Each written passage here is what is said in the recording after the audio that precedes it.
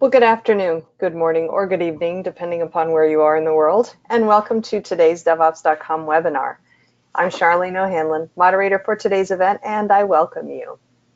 As always, we have a great webinar on tap with some really interesting information, but before we get started, we do have a few housekeeping items we need to go over. First of all, today's event is being recorded, so if you miss any or all of the event, you will be able to listen to it on demand.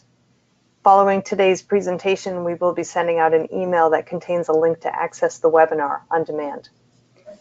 And we are taking questions from the audience. So if at any time during today's presentation you have a question for our speaker, please don't wait, don't hesitate. Just use your GoToWebinar control panel and submit your questions.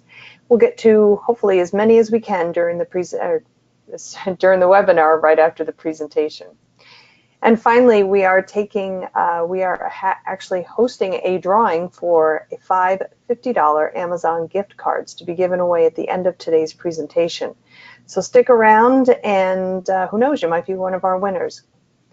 Okay, with that, we'll go ahead and kick off today's webinar, which is why use open source to gain more visibility into network monitoring. Our speaker today is Chris Chirillo, no stranger to DevOps.com. She's the Director of Product Marketing at InfluxData. Hi, Chris. How are you? Hello. I feel like I live here. All right. Yes. Well, just you'll be my roommate, okay? We'll share an office together.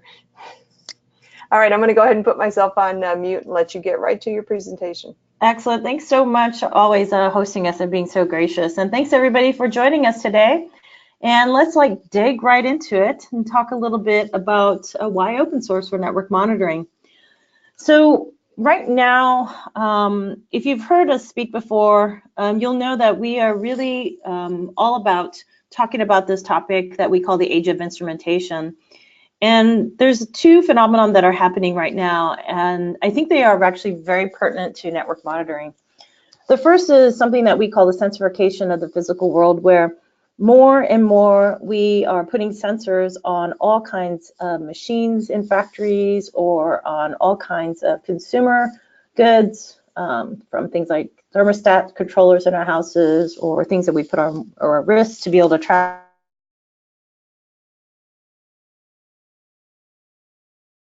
our steps.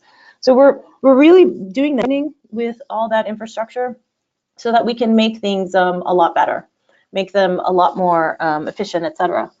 And at the same time, for years and years and years, we've been really instrumenting our infrastructure so we can understand how much we're consuming from a server or an operating system, application, database perspective. But it's actually going to the next level in that there's even more things that we are instrumenting and really trying to take account for. And so those are things like VMs, the things that are in VMs, containers, the things within the containers, etc. But what's really fascinating to me is if you think about networks, networks are actually the things that connect all these things. So we have on the IoT side, in these factory settings, we have all these machines with all these sensors, and they're actually connected back to a central hub that collects all that information via, of course, networks, all kinds of different networks. These could be networks that are cellular networks with really big pipes. They could be cellular networks with really skinny pipes. They could be Wi-Fi networks. They could be, all kinds of different networks that are connecting all those things in the physical world. And then, of course, on our infrastructure side, networks were always central to the performance of our applications because that's how we delivered them to our users. But it's not just the physical networks that we have to think about. We also have to consider the connections between all those components, between the applications within the containers, for example. We want to make sure that none of that stuff is going to have a negative impact on any of our applications. So there's a lot of things that are happening, and we need to make sure that we're constantly monitoring all those components, but we have to also realize that, as I said, networks are very critical to all those components because nothing is being just delivered on a piece of equipment standalone anymore. Everything's being delivered over these different networks to a variety of different machines and people all over the world, which is really great because this is really going to help us to make things be a lot more automated and a lot smarter and allow us to be much more efficient across the board. And in order to do that, it is important that we be able to instrument all the various components that we want to track, because by doing so, we're able to observe their behavior and gain some kind of learnings from that. So is that oil pump performing as we expected? Are there some things that we can change about it? Are there parts that we installed that are causing some kind of problems? Actually, is it actually the network that's actually the problem and not the actual physical device itself? Is somebody consuming too much of the bandwidth? All those learnings and all that data is critical, because then what we can do is we can then start to put processes in place. We can start to allow workflows to get triggered, to be able to fix things, to make things more efficient, or maybe we don't have to do anything at all. And further to that, it's not just learning by us humans looking at that data. Because we're now looking at so much data, we also want to be able to take advantage of some of those really great AI frameworks, those great machine learning frameworks that are out there, and be able to even observe and learn from that data faster than ever before. And we may be able to spot patterns a lot quicker, and also spot patterns that we hadn't considered because we're doing so much more with so much more data. And so it's really exciting time for everybody. But of course, in order to get there, we have to take some fundamental steps that are really important in order to make sure that we can go on that path of discovery and automation. And so I think the first thing that we have to do is we have to kind of take a step back and think about, we're collecting all this data and we're trying to do all this observation and be smart with it. But we also need to think about who are the actual consumers of this data. And in this networking kind of a world, of course, the people that are managing or building the networks are definitely the first line of people that are going to need to be able to understand from the data that we're collecting. And you can see I have them listed in the far left table, and they're going to be looking at things that are very, very specific to the traffic or to the router or to any of the devices that are going to be helping to control the networks. And that's really great, but the problem is you definitely don't want to provide that level of detail to the line of business owners like the CEO or the CIO or even the operators of the service, because at the end of the day, that doesn't really translate to them. What they want to do is they do want to also be able to use that data to gain understandings, to find efficiencies, but we need to make sure that we translate that information into something that they can understand. Because at the end of the day, as I've written down here, the CIO doesn't care about those tools. He doesn't care about jitter in a network. What he wants to know is, how can we make those networks, or how can we make any of the infrastructure that much better? And then there are also other parties within an organization that we should consider. So people that are potentially managing capacity. And this could be all forms of capacity. It's not just network capacity. It could be capacity of our apps, capacity of our tools. It could be human resources capacity. But we want to make sure that we can provide information to these people and to these groups so that they can answer those questions that I've listed here. What are the bottlenecks? Do we need to buy more bandwidth? Do we need more network? Do we need more products? Do we need more help in network engineering land? What else do we need to do? And where will we be next month so that I can ensure that you're going to be successful? And then continuing down the path to all the other relevant stakeholders, then you also have the actual users of the service and products that are sitting on top of those networks. We want to make sure that they feel that these products and services are optimal for what they're trying to accomplish. Because oftentimes, we have to keep in mind, they're trying to do something themselves. So in this little simple example, we have maybe some traders that are really trying to make sure that their stock trading application is working. And they just have no patience for slow networks, let alone any kind of monitoring solution. So they're going to, in fact, they don't even understand what a monitoring solution is all about. They're just interfacing with the application. They might reach out to your support teams, and the support teams may be relying on some kind of a monitoring tool that we've put in place that's going to give them some kind of indication that, okay, these three things are healthy. Chances are the culprit is this fourth thing, and then they can reach out to the appropriate parties to make sure that things can get addressed as quickly as possible.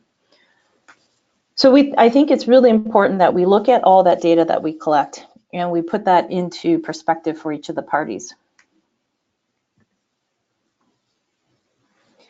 And at the end of the day, when you think about what's the whole purpose of monitoring, well, monitoring is all about taking that raw data and putting it into something that's going to be meaningful to each of the constituencies and also to the overall business.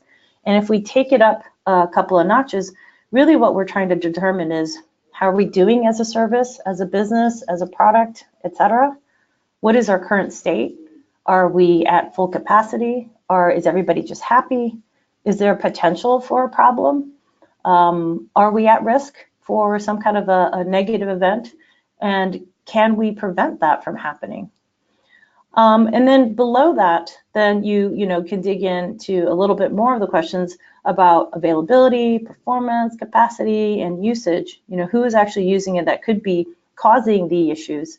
These are the things that we're trying to answer, and it's important that as we look at all that data, that we can provide those kinds of answers to the various people that are going to be concerned about the health of the network fundamentally.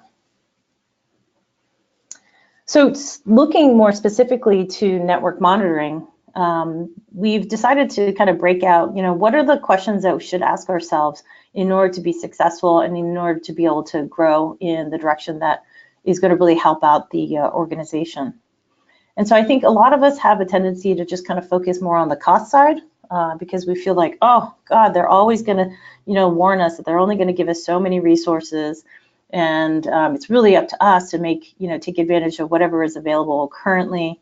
So we have a tendency to just focus on these questions, which are things like, are the resources available? How is that network performing?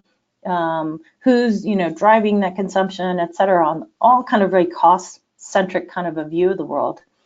But if we look at the world a little bit differently and also consider how we can help the company to become more efficient and really fully utilize all the resources that we have, we can also start to ask questions a little bit differently that may be a little bit closer to what the rest of the business is thinking. So from a profit-centric perspective, we can start asking, what are some KPIs that are going to impact revenue growth opportunities? And what are things that we can do that can speed that along? So for example, having lower latency, less error rates, can that actually have a positive impact on the KPIs that are going to help with revenue growth? Are there new ways that we can provide network bandwidth or network use that might help us to come up with new ways of providing revenue? Are there some new places that we can offer some new service offerings just by looking at things a little bit differently? So, look at some of these questions and just ask yourself, are you often just kind of staying on that cost-centric side of the table? Are there opportunities for you to start thinking about the business as it relates to the monitoring that you're doing of these networks and potentially come up with opportunities for the business that maybe the rest of the organization hadn't even considered? And by doing so, I think you're going to have, it'll be a lot easier to have conversations with the rest of the business. And also, I think you're going to find that they're going to be much more sympathetic to the work that you're doing. Unless you're creating networks and selling the networks, you're typically, as a network engineer or as a person that's in charge of a group of network engineers, we're not just looking at the health of the network. We also need to make sure that we can understand the health of the network as it relates to the overall service. And this could be, the other components that are in your infrastructure. So the servers, the applications, all the other environmental variables. Some of these are going to be physical things. Some of these are going to be a lot more, these are going to be virtual things. And if you also have other components outside the traditional kind of infrastructure set of things, these can also be those sensors that might be on an oil pump in the middle of a field, or a wind turbine, or on a thermostat controller. Right? There's going to be a bunch of things that are going to be intertwined with each other that have dependencies upon each other. Getting that information from any of the servers or any of the components that are out in the field are all going to rely on networks. And so it's going to be important that we can understand how well the networks are doing. And in contrast, we also have to understand how well the other components are also doing, because it could actually be that it isn't a network problem, but it could be a different component in that entire stack that is actually the culprit of causing the unfortunate user experience that our users are faced with. Or furthermore, maybe there are improvements that we can make in how we lay out our networks or how we build our applications that can help either side of the equation. So if we're, for example, monitoring with a certain mechanism for our network and it's actually consuming too much bandwidth, maybe we should relook at that. Or maybe the way that the applications are pulling from a database, maybe there's a more efficient way of being able to pull information for reporting purposes that isn't going to consume as many network resources. Everything is intertwined with each other, and you can't just look at these things standalone anymore. And you can't just look at things just even within the software and the IT kind of infrastructure. It's now going way beyond that to the endpoints of all of our businesses. Okay, great. So now we know we've got to look at everything under the sun. And so why do we feel that open source is actually the way to go to be able to help you to monitor your networks, monitor your infrastructure, monitor everything? And I've broken it up into 3 different areas where I think open source really is going to help you. I think the first thing is, when I think about network monitoring, the really nice thing about this space is that there has always been open tools available to people that were managing networks. Since I can remember, there's always been a set of open tools. So it's just natural in this arena to use open source tools. It's just something that we've been doing for a long time. And so it just makes sense that we would continue to go down that path. So the open source community has always been there for a number of years for networks and for monitoring and managing and building out networks. So it's just a natural fit. The other thing is, I feel that in open source, because it's open and we can rely on each other, it actually helps us to innovate a lot faster. If you need to be able to just grab an open source tool, you can just grab it. You don't have to sign up for something. You don't have to wait for a PO. You don't have to go through a POC. You can grab it, try it, start to build on it. And with that quickness, it really allows you to reconsider things and really try to innovate on your approach. And then finally, because of that, you're really leveraging the work of everybody else. I mean, that's kind of central to what open source is all about, right? A bunch of other people are starting to make some contributions. Maybe it's a way to build out networks. Maybe it's a way to be able to pull certain kinds of information from the different components of networks so that you can gain understanding from it. There's a number of different community members that have already done a lot of the great work, also are so willing to share a lot of their findings that you can leverage to make your systems much stronger and make sure that we can monitor and track and make these things so much more efficient. And what's cool is, even though we continue to add on to these different projects that we have by adding things like VMs or containers or even more sensors that are out there, the open source community continues to understand that directionally that's where everything's going, and the existing tools are continuing to march forward with that, or they're just taking the learnings from those existing tools and building tools, new tools that can handle some of these newer things, but based on what we've done in the past. So not trying to forget what we've already accomplished, not trying to forget the things that worked and didn't work, really trying to make sure that we can leverage all that work and all that experience. Actually, before I go back to that, so some of the open source projects that I think are very successful that can help us in network monitoring are, of course, there are a number of projects. If you've been around for a long time, you've probably used open source tools like MRTG. You've used definitely protocols like SNMP, ping. You've used syslog to be able to look at logs. Also, there are other protocols developed by some of the big routers makers themselves, like NetFlow, SFlow, etc. All of these are in an attempt to be open standards or open protocols that anybody can use, so that we can just be able to swap out different components and still be able to gain understandings of what's going on with our networks. In addition, there's also been a bunch of other open source tools. And if you think about the beginnings, you know, probably if you were using something like an MRTG, you were actually taking that data from a local database and throwing it into something like an RRD. So those are open source time series databases.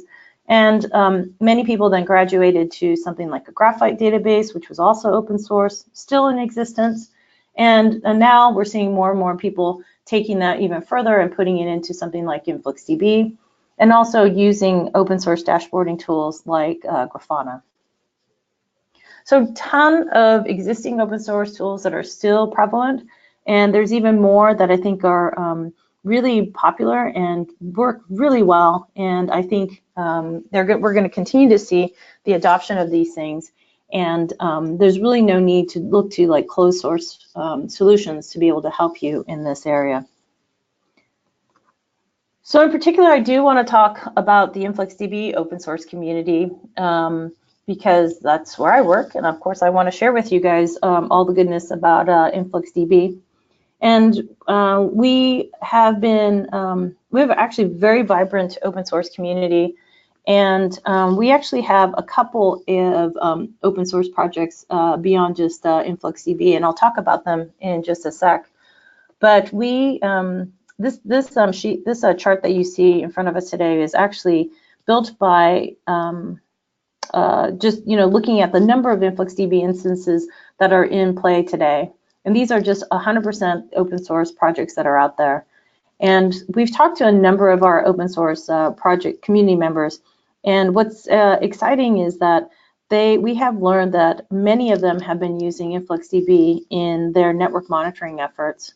Some of them have built actual network monitoring solutions around InfluxDB and made their entire solution open source. Some of them have used them just for their internal efforts. Some of them have come up with mechanisms to collect the appropriate tools from the various network components and put it into InfluxDB. And I want to share some of those things with everybody in the next couple of slides. So more particular, in case you don't know what InfluxData or InfluxDB is all about, what we have is 4 open source projects. At the core is a time series database. And if you're familiar with RRD or Graphite, just think of it as a next generation of those open source projects. It's purpose-built just for time series data, which is really the kind of data that you definitely need when you're monitoring any kind of networks or any of the infrastructure or all the other things that I talked about in earlier slides. Some of the key things that we focus on as a time series database is that we make sure that we can ingest the large volumes of data that you're going to be using to be able to monitor all those components, and also make sure that as we're ingesting all those data points that you can also query against it. And you can query it against it in the form of any kind of dashboard visualization that you might want, or in any kind of a tool, or any kind of an application that you might be providing to your operators, your consumers, or those other constituents that you have in your organization that might be interested in how things are functioning. The other thing that's interesting about time series data and what we are proudly have in our tool set is that over time series data the precision of it doesn't matter quite as much. Initially we might have to look at how quickly traffic is flowing through our systems in a second or a millisecond time interval. And we want to be able to query on that and understand it in real time. But over time, let's say in a month, in a couple of months, in a couple of years, I probably don't need all those details. And I can get away with just getting some kind of a summary or a roll-up or just an understanding of the shape of that data at that time and point. And so one of the things that we can help you do is actually quickly evict some of that data so that you're not holding on to it and just keeping and sucking up all your storage. And then finally, we also do some compression and compaction of the data as it's coming in. And this time series database is just part of a platform that we have that really is there to help you to be able to make sure that any of your components of your businesses are really functioning as expected, or if not better. And you can see from this slide that we're talking about metrics and events that come from all kinds of things. We're talking about the sensors that you see in factories, your application metrics, your logs, your traces, your business metrics, you know, all across the board. And it's important for us that we articulate this because as I mentioned earlier, it's just not just one thing that we have to be focused on. Everything that's a part of the application or service that we're offering to our customers are all intertwined. And each of them can actually be really good leading indicators on how another component is working. So as an example, you might see, if you're a bank and maybe you see a little bit of a dip in the transactions of your customers, it could indicate that they're just not interested in your service, or it could actually indicate that there's a problem in your infrastructure. It could be that they're having problems logging in. It could be the pages are not loading correctly. There's a number of things that it can indicate. And when you tie it with all the other things that you're looking at, you can get really smart really quickly to really start to pinpoint what area could actually be the problem area.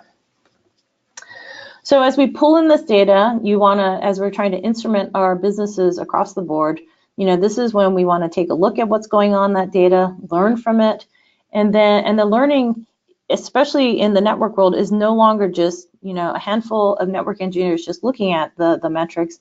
We can also take the raw data and throw it into some kind of a machine learning framework, which can really quickly start to identify patterns that might have taken us, you know, hours or days to be able to find. And with these frameworks, we can find them definitely a lot quicker. And in addition, there may be things that we just would have missed entirely that these things can find for us. So it's helping us to become much smarter and much more efficient even on the learnings, and help us to then, you know, come up with ways to be able to automate some workflows.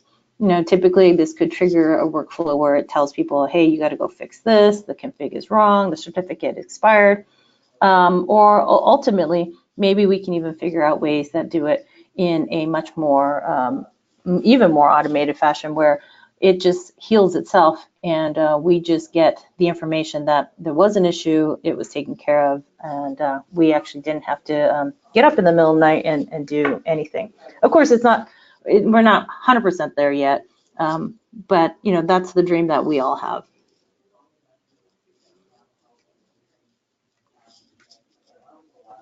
So I've mentioned some of these features, but just wanted to articulate one more time. So when you're bringing in a lot of data, it's important to understand that the ingest rate should be pretty high to be able to handle everything that we want to take a look at. Also want to make sure we don't gobble up all the storage that you have and be able to not only compress the data, but once all the points are in, compact that data to be very efficient in storage. And then we want to, as we're bringing in all that data, we want to be able to make sure that we can support your querying efforts with the dashboards or the custom dashboards you might be creating within your applications. And all of this is because we're trying to, in our observation, trying to make sure that we can show change over time of any of the components that are under our purview. And I've mentioned this a couple of times, taking that data, learning from it, but also throwing into some really powerful machine learning frameworks so that we can identify anomalies or actually good patterns as well a lot faster so that we can make everything work more efficiently. We're super proud of our heritage, which is based in open source. We have 4 open source projects. InfluxDB is the time series database that I talked about already. And it's not dependent on anything. It's not built on anything. It is completely built from the ground up just to support time series. It's written in Go, so it's a good excuse to play around with it. And you can, of course, take a look at the code to see what it's all about as an open source project. We also have 3 other really great projects. We have Telegraph, which is basically our collector agent. And we have Chronograph, which is a visualization tool. And this is a tool that's useful for taking a look at the data that you've collected, as well as doing some really simple visualizations, like some dashboards. And then we have Capacitor, which allows you to process the data, throwing it into the machine learning framework, or setting thresholds, throwing it into your favorite incident management tool, like a PagerDuty or VictorOps or Slack, etc. Now, as a platform, if you choose to just use InfluxDB, you can. And it might make more sense, depending on your use case, to do so, because you could just write directly into InfluxDB, just like you would with when you were using RRD or Graphite. Alternatively, you can use, Telegraph and InfluxDB. That works really, really well. You can also use Telegraph to pull information from InfluxDB and put it somewhere else if you choose. We do have a lot of people that just use Telegraph and some other open source tool. So you might see them putting it into OpenTSDB or Graphite. Completely fine as an open source project. Or you can use all four. In any event, all these things are there so that they would fit with the way that you're building out your solutions, not the other way around. We also make sure that we can, sometimes I'm not very good with these animations. We also do have some commercial offerings. But as I mentioned, we're really proud of this open source heritage, and we actually have some really large organizations that are using the InfluxData open source projects for all kinds of network monitoring and doing it very successfully. But in the event you don't want to host it yourself, we do have a SaaS version. And if you do need features that we have closed source, like clustering, that is available for license under Influx Enterprise. But just to give you perspective, we have about 200,000 InfluxDB instances running worldwide with really large organizations, and we only have 450 customers. So the open source projects work really well. So let's just talk a little bit about how we fit in network monitoring and how some of our users are using us in network monitoring. And so when I think about network monitoring, there are so many parts of network monitoring, of the networks that we want to monitor. So many things that you can do. There's so many tools that are out there. But we really just focus on these three areas of when we talk to all of our users about what they're doing. And essentially what they're doing within the networks is monitoring the traffic, the responsiveness of the various endpoints that are out there, and also the availability of the various endpoints that are out there. So on the traffic side, and these should be all really obvious to everybody on the call, because you guys are all probably, network monitoring experts or network engineering experts out there. This is all about making sure that we can understand the who's consuming the bandwidth and how much and where is that coming from. And of course, you guys are probably all familiar. You can do that from, from per port, per protocol, per IP. And you can do this to understand, are there good things happening or also sometimes bad things happening? And we can do this with the use of Telegraph or also with a number of other community data sources that are available. And we can grab information about this bandwidth consumption and throw that into InfluxDB, and then build dashboards, alerts, do the same things that we would normally do with any of the other monitoring tools that we might have been using in the past. We can also look at things like latency to just determine how functional or if the network is functional. Understand, is there any kind of packet loss, any other kind of errors that are happening, to determine, okay, maybe it is the network because it's not responding. That's the ultimate problem that the user is experiencing.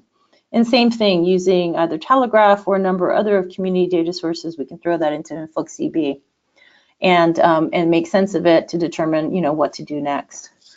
And then finally, from a network monitoring perspective, we can also, look to see, are the endpoints reachable? Are they down for some reason? Can we do some kind of a check on them? And also, sometimes it's just the certificates are expired, and being able to understand if that's actually the culprit of the problem that everyone's facing. Similarly, everything can be done via Telegraph or some community data source and thrown that into InfluxDB. But more importantly, even just in this network monitoring realm, all the different metrics that we're collecting are being thrown into a single data source. So you can actually look at all three of these aspects of network monitoring together, because sometimes it's in conjunction with each other that you're going to start to determine, what's actually the problem, or where are some areas for efficiencies, or as I stated in the beginning, where are some areas to be able to generate new revenue opportunities, because they shouldn't just keep beating ourselves over our heads keep always blaming ourselves, especially, on the network side, that it's not always about things are down or things are slow. We should also look at it from a positive perspective. Hey, there's actually an opportunity for us to actually help with that revenue generation if we just look at things a little bit differently. So we can pull all kinds of network information for all the devices that we're responsible for, whether in the virtual world or the physical world.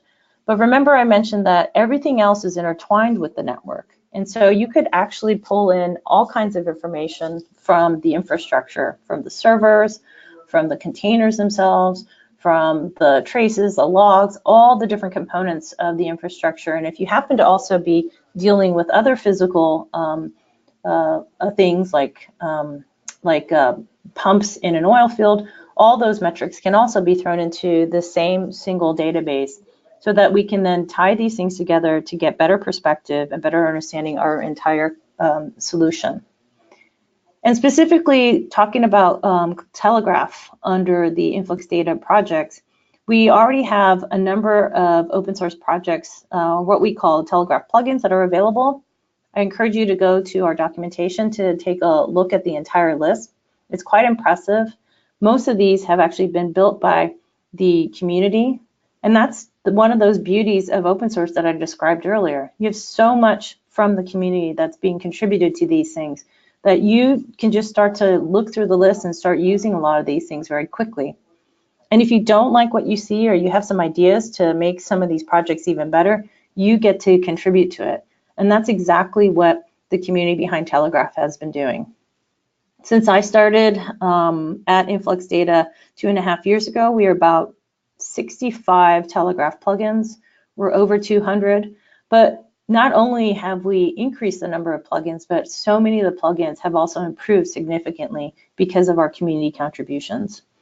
Some of the ones that you'll be probably looking towards when you're doing network monitoring is going to be an SNMP plugin that we have, a ping plugin, of course, syslog, everybody's favorite, looking at logs all day long. Also, there's a JTI OpenConfig plugin that's available. And there's a few more that are in the work that we just learned about from our community members. In addition, you don't have to use Telegraph to bring any of the data into InfluxDB. You can use some of the streaming from companies like Cisco via Cisco Pipeline and throw that into InfluxDB. NTOP, who is one of our community members, has built a traffic analysis monitoring solution, and they support NetFlow, ESO. They've also open sourced a number of components. And there's just so many. I think every single one of the big networking guys, Juniper, Arista, Cisco, the list goes on. All of them have probably already written at least 1 or 2 blogs talking about how you can take any of their data sources and throw that into InfluxDB, either directly or via a Telegraph plugin or some other mechanism. But the whole point that I think everybody is stressing is, let's put it into a central data store very easily so we can really start to understand what's going on across the board and start to make these networks just super awesome. I'm going to spend just the next couple of minutes sharing with you a couple of our use cases. And so PayPal is one of our longtime users, and they actually use InfluxDB and Telegraph for their entire infrastructure, including monitoring their networks. But one of the things that they do that I think is pretty interesting is they decided that it would be good to just have a centralized store where they could actually encourage all their teams to put any of the metrics that they're gathering into a single location. And that was to accomplish a couple of things. One is they wanted to just make sure that they had a culture where everybody was responsible for monitoring their area, and everybody could freely do so without a lot of work.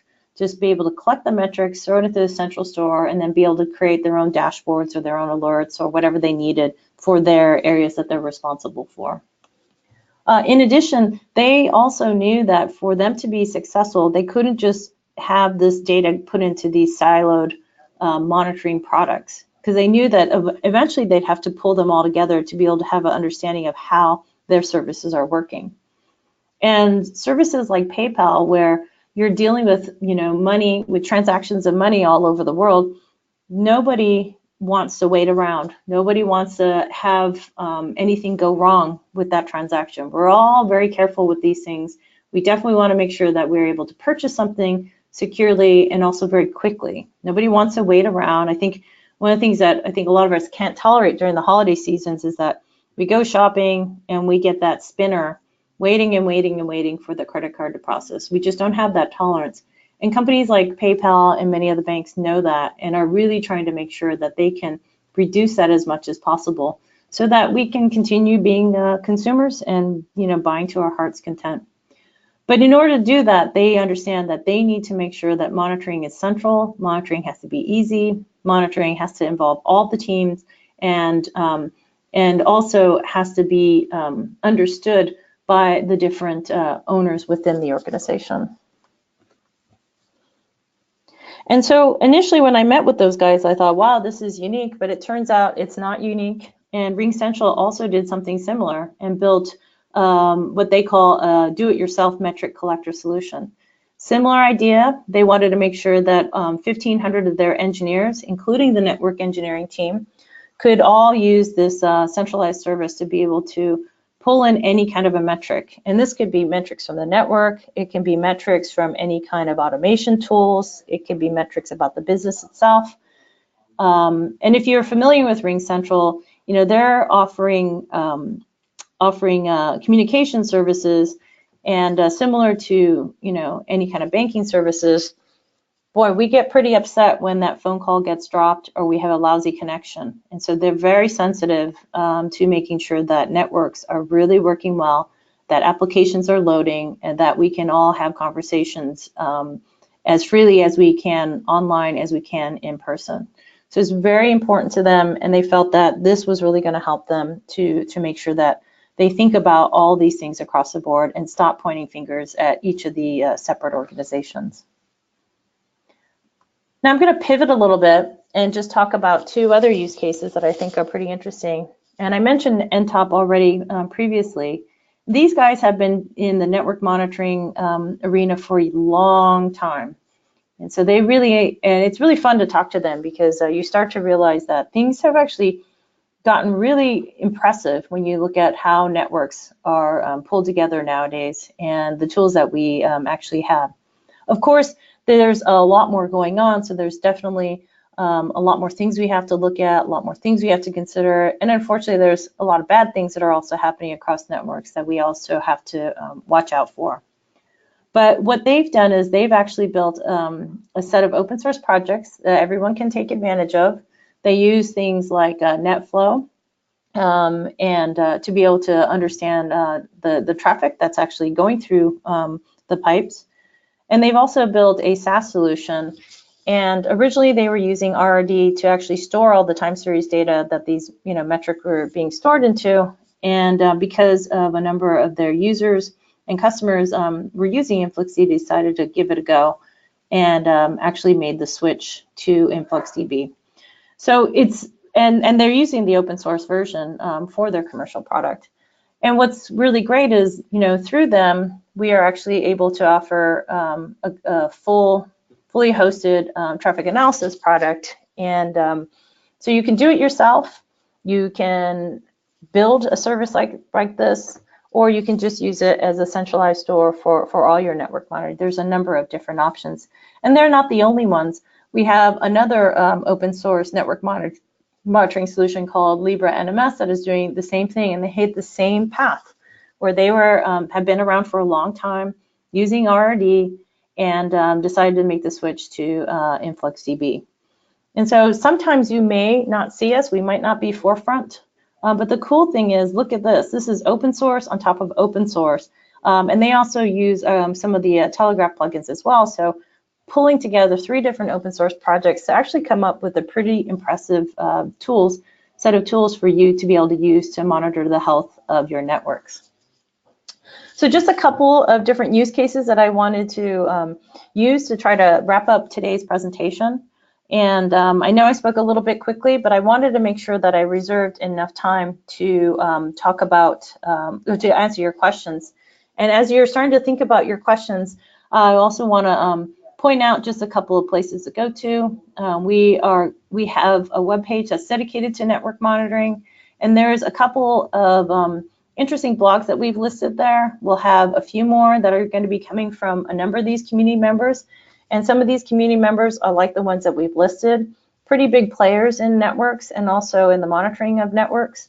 There's also a number of really great individual contributors that are also adding to this. And, you know, we're excited. We feel that there's a lot of opportunity for a whole bunch of open source tools and projects and community members to help you and your network monitoring projects. So with that, I'm going to stop and let people ask their questions. All right, great. If you have a question for Chris, go ahead and use your GoToWebinar control panel and submit your question. We'll get to as many as we can. First question, what is your query language like? It has time constructs that make it better, easier than SQL, SQL? Yeah. So the cool thing is, you know, time is like already kind of built into the whole structure. You can, time constructs are already built in, absolutely. It looks a little bit like SQL, kind of like SQLite, I guess. I think the best way to look at it is just go to our docs or you know, actually the easiest way to do it is if you happen to use Grafana or Chronograph with our product and just start to build a couple of dashboards. As you're doing that, you can actually go into the query builder and start to see. And literally, you don't need any kind of training. You can just look at like the select statement and go, yeah, get it. It's grabbing from this database, and you know, it's going to throw it into this dashboard, or I can throw it into another database. It's pretty simple to be able to get up to speed with. All right, great. Next question, what is the size of the infrastructure needed to support your offering? So, believe it or not, if you want to use the tick stack, which is Telegraph, InfluxDB, Chronograph, and Capacitor, you can throw that entire set of projects on a Raspberry Pi. And we do have some people doing that in the IoT realm where they're putting it on their edge devices. So you don't need much. Now, having said that, of course, once you start collecting a ton of data, then you will need to put InfluxDB on a separate server, probably something much bigger than a Raspberry Pi. But it's going to depend on the amount of data that you collect, the number of metrics you collect. Also, you can you know, set the time intervals. So of course, if it's really tiny, you're going to collect more. But you can also augment that data by adding some metadata to it. So you can add additional tags. So if I'm collecting, let's see, something really simple. Okay, maybe there's metrics about a router. Maybe I wanna tag it with the data center name, or maybe the rack name and number. I can do that. I can, whatever information that I might want to use to be able to group that information, I would add that as a tag. In some of the other open source projects, those are called labels, but we call them tags. In addition, you can also have multiple values come in, so in a single time series. So let's see, a simple example for like a battery. If I'm tracking a battery, maybe I want both temperature, the outside temperature of the battery, and maybe voltage, and maybe a couple other things. I can grab the same values within that measurement. So depending on all that and how much data, that's going to depend on what your storage needs are. And so the good thing is it's open source. Everybody just uses it. And then if it's horizontally scalable, so if you're bringing in, you know, way too much, you can always tweak it. You can tweak the time intervals. You can also maybe, you know, cool it on some of the tags. I know people get really excited and they'll try to shove a bunch of information. It's completely up to you. And the best way is to test it. Alternatively, there is, I do have a set of benchmarks that are on InfluxData.com. These benchmarks are also open source. And, you know, take them with a grain of salt. Benchmarks are always biased. As much as I try to make them unbiased, I know they're biased. But if you look at them, it'll share, you'll be able to see what the data looks like, how many tags, and, you know, how many values we actually are pulling in. And we also describe how much storage it takes and how long it takes to ingest and query. So those are available on there, so you can get a sense of what that looks like. But it it's a database, so it's always going to depend on the data that you're putting into it. All right, great. Just a reminder, if you have a question for Chris, go ahead and get it in. You can use the GoToWebinar control panel. We have time for maybe 1 or 2 more questions. So our next question, which programming languages have been used in the platform's development? Yeah, so it's based on Go. So it's just a good excuse to play with that. But, you know, it doesn't mean that you have to build your application in Go. You can insert the data via Java. We have a bunch of client libraries that you can use besides the Telegraph plugins. So if you have something written in Java or Python or JavaScript, et cetera, you can use that to insert your metric data into InfluxDB as well. All right, great. It looks like that is all the questions that we have for, oh wait, maybe we just got one more in. Yes, okay, we just got one in. What is the machine learning engine you are using, and is it coming with the product, and is it trained? So we don't offer a machine learning framework or an engine, but we have a number of community members that have built them. Some of the, I think every community member that is using it have used, you know, the machine learning frameworks from all the big guys, right? From Facebook, from Microsoft, et cetera. But there is also an open source project called LoudML. And what they do is you can actually pull time series data from InfluxDB. You can actually pull data from Elasticsearch as well and throw it into that machine learning framework, which is actually based on TensorFlow. And you can determine how you want to train any of that data. So you can determine how far back in history you want to go and how far forward in your predictions you want to go, what data you want to train. And then most people will actually take that data that's been trained and throw it back into InfluxDB so that they can then make sure that the teams inside their organization can look at both of the untrained, the raw data and the trained data, or if they just want to look at, you know, the forecast, they can do so very easily, build their own graphic dashboards, and off they go. All right, great. And we just got another one in. I am using ElkStack currently. Will this benefit me? Absolutely. In fact, I would say that you should always consider, you know, these projects side by side. I think ElkStack is perfect for storing your logs. And I know some people, what they'll try to do is they'll try to derive metric data from the logs, but that's pretty time consuming. And so my recommendation is that you actually use InfluxDB to look at the metrics and events from all the components that you have. And when you find that there's an issue that, or maybe there's just some data that looks a little bit suspicious that you want to dig into, that's when you should then dig into the logs. And that will make you a lot more efficient, make all your teams a lot more efficient in what they're doing. All right, great. And that looks to be the end of, that is the end of the questions that we have from the audience. So thank you all for those who did submit questions. Before we close things out, I do want to announce the winners of the gift cards, the 5 $50 Amazon gift cards. And our first winner is David Caspers. Congratulations, David. Next winner is, this one is going to trip me up, so I apologize in advance if I have mispronounced the name. It's Slawomir Bialis. Congratulations, Slawomir. Next winner is Rich Guy. That's an easy one, Rich Guy. Congratulations, Rich. Next winner is Nitin Patel. Congratulations, Nitin, and apologies if I mispronounced your name. And our last winner is Lars Tufason. So congratulations, Lars, and congratulations to everybody who were the winners of today's gift card drawing. If we didn't draw your name, there's always next time. So please join us for future DevOps.com webinars. Just a friendly reminder that I want that today's webinar has been recorded. So if you missed any or all of the presentation, or if you just want to listen to it again, you will have the opportunity to do so Pretty soon after the webinar, we'll be sending out an email that contains a link to access the webinar on demand. And the the webinar is also going to be on the DevOps.com website. So if you just want to look for it there, just go to DevOps.com/webinars, and it should be right there waiting for you under the on-demand section. Chris, thank you so much for giving such a great presentation, as always. Thank you, thank you. It's always fun.